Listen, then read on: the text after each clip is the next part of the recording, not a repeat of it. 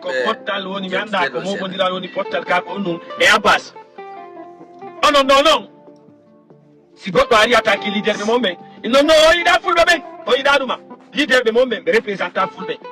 mi faala andi no Abbas na communiquant de sillo donc arde hande yalano Ousmane Gawal probléme Ousmane Gawal no duwa sokkede Ousmane Gawal no waɗi ɗum ɗo e ɗum ɗo kadi onon ko cadre ɓe fulɓe tugata ko to oɗa kadi no affisi photo Aliou Ba ino arde ñande o ñande Ousmane Gawal ko inno gorko Sousay yo naatu Ousmane Gawal bambi o ha hewtuɗo ɗo gila o rotino e nokku on sottali est ce que on faami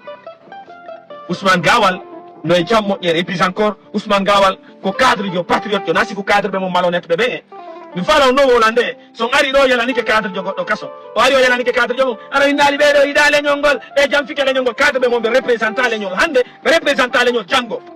par ce que an Abbas yewtam moment ko sirajo e ba Mamadou e bari jawade ɗaɓɓata laamu ari selludalen noon to komɓe o supporte noon ɓay ko leñol o représente selludalen ko hoore mum e famille mum on e jiifaji mum ɗin représente président sellu ko ɓe représente hande ko monani ɗo Ousmane Gawal kon fof ko fiyon ɗum par ce que o findini hakkil cadre ɓe fulɓe ɓen o findini hakkil e ɓiɓɓe Fouta ɓen ɓe ittanoma koɓe colonisa ɗo par ce que ari hakkille amen nde no colonisa a waɗay tun penga iway tun a jam fike leñol ngol o yiɗa leñol hande o yiɗa leñol janggo remarque ɓe yelanto ɗon ko boni ɓe fof ko ɓiɓɓe Fouta ɓe atta jokkoton ɓe fof ko ɓiɓɓe Fouta e yewteɓe leader ɓe mon ɓen ko on ɗum waɗani Fouta leader ɓe mon ɓen ko on ɗum waɗani ɓiɓɓe Fouta ɓe yewteɓe ɗum ka Mamadi Doumbouya Ousmane Gawal waɗani leader ɓiɓɓe Fouta ɓen ko yewteɓe pettu tunni ka leader ɓe mon ɓe waɗani ɓiɓɓe Fouta ɓen hande eno ɗo wandra ittama zone réservé leader ɓe mon ɓen ko wawno ko liɓugo kaporay ɓe wonduno e laamu liɓugo kaporay Gungawa ko ɗum ɗon ɓe wawno hay ko ɓe ministre fewno kaporay liɓete hande kaporay jonnitama ɗum ko moment ko Ousmane Gawal woni capita wandra itta zone réservé kaporay jonnita est ce que ɗon famuɗen fayɓe naada l'école fayɓe évacuer ñawda fayɓe naada golle hakkille ɓen findina sensibilisation waɗe nder ratuma yimɓe ɓen holla Ousmane Gawal dari holli yimɓe ɓen Mamadi Doumbouya o na etnojo ni voilà Allah marana ko adi kon d'abord mi wolante min on wona en gore ɓay noon joni respect on a falama ittude awa ala probléme hiɗa jammitami annay koye gore ko a wiyan kotoma ɗum grand avant tout d'abord wona en gore premier point deuxième point mi nani ko yewtuɗa ɗo kon hande hino yurmi tawata ko an yaltata wola ko kone wolde ɗo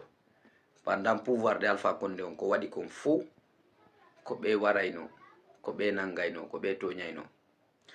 hande hiɗa renti par ce que o waɗay tun woni semblant innugol Gawal udditi on guite Gawal holli on piiji ɗi on hiyano Gawal ay fu si holla o sina niɓɓintinugol guite mon ɗen faaɗina koye mon ɗen mais ɓe wi noon rien n'est éternel mi alante ɗo goɗɗum piw gotum lamarana très frappant ça y pourquoi miɗo ko antum mi attaquata ɗo ma mi cukkoto c'est pourquoi moi je fais ça mi wolante ɗo hande ala pays militaire jo ko waɗi coup d'état laami o ronki lannirde par coup d'état très frappant Thomas Sankara ko coup d'état nattimo deuxième Centrafrique ɗo Bokassa ko coup d'état nattimo Libye Kadhafi ko coup d'état waɗi ko coup d'état nattimo Idriss Déby ko coup d'état nattimo hande adna lan fo no hande ngulamu lagine ɗo sa yi hande bayerde fond hay goto financata Guinée mi halanama vous se trompe ɗum ɗo wona ko neɓata militaire jo meeɗa lamade gasa ronka coup d'état lannude e ñande ɗum ɗon lannata ɓeyɗo fo le plupart entourage makko c'est des cadavres ɗum waɗa ɗum ka hoorema ñande go wonno mi mayoya ma hara goɗɗum go waɗoyi kono mi halante ɗo hande le plupart ɓeɗo le plus c'est bon c'est pas l'appel parce que ay mi woli ɗum on holota ko ma on jaɓata mais ce qui reste clair encore mi expliquante ɗo hunde wotere Allah marana abi ko honnon sellu waɗi ko honnon leader jo amen on waɗi d'ailleurs mi alante ɗo je suis pas un militant de l'IFDG hay carte de membre mi ala mais koko l'injustice e toñe ko waɗete kon hoore sellu ko ɗum waɗi mi soutenamo parce que kadi ko siɗɗo an kadi mais je suis pas un militant de l'IFDG mais je le soutiens parce que mépris e yawre ko wona e waɗede kon c'est trop a faami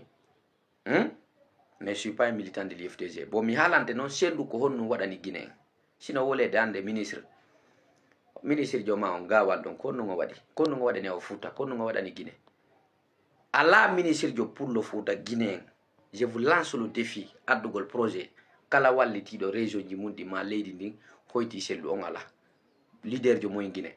e ko sellu tun udditi fulɓe Fouta ɓen guite ko sellu tun holli fulɓe Fouta ɓen ko ɓe hiyano e ko ɓe anda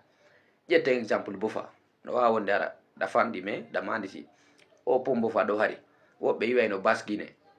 reeduɓe nawnuɓe koye ɓe ara ɓe waalo e kunkiji ɗon ɓe lumbine woɓɓe koye laawi ma yayno woɓɓe soñjoto ko sellu itti baskot himɓe ɓen baskot rewrugol e kunki e ndiyam kanko ari waɗi pon on hottugine ɗo courant e ndiyam e laawi ko tappani kon yimɓe ɓen ɗon hottugine par ce que ko golli kon hottugine e basgine o gollali ɗum fuuta ko hollugol se ko neɗɗo moƴƴo quoi ko neɗɗo mo wona rankili hande sa yi fulɓe fuuta ɓen ko ɗum buymonorantomo o gollali ka maɓɓe hay dalen o gollali laaɓe o gollali fuuta mais ko hollugol awa lagine ko famille ko ɗum o golliri ɗi région ji hedditiɗi miɗo mari projet ji makko ɗin ɗo A à Z ko honɗum hatta mi wola ɗi c'est pas pour le moment quoi mais mi woloyeyɗi